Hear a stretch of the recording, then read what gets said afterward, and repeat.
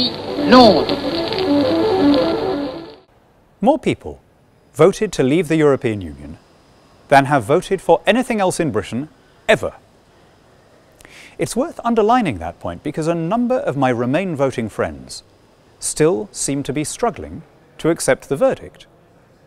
In the 5 stages of grief, they're stuck between stage 1, denial, and stage 2, anger.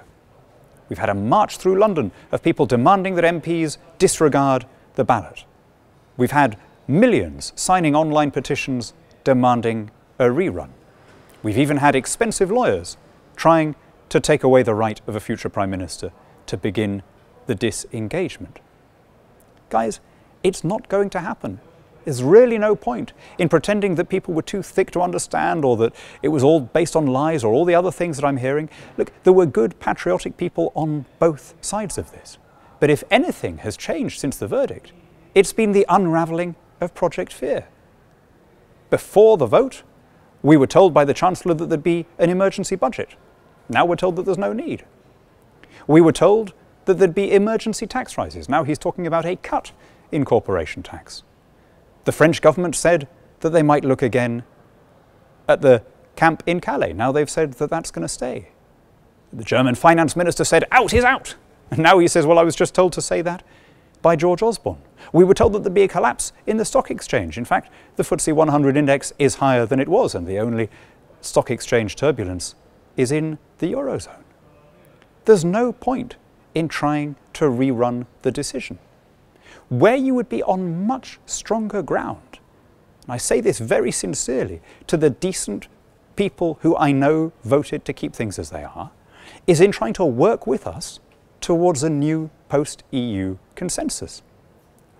I have to accept that this was a narrow outcome. 48.1% of people represents a very large majority. That means that we Leavers don't just have carte blanche to do whatever we want.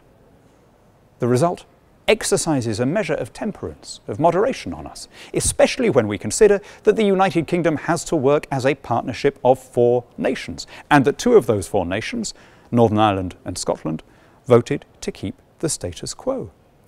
So those of us on the winning side need to listen particularly to the concerns that our Remain voting friends raised about economic ties, about the continuation of cultural and research programmes, to see if we can't reach a position that is capable of uniting the majority of people in Britain. It may go too far for some, it may not go far enough for others, but something that both sides can at least live with.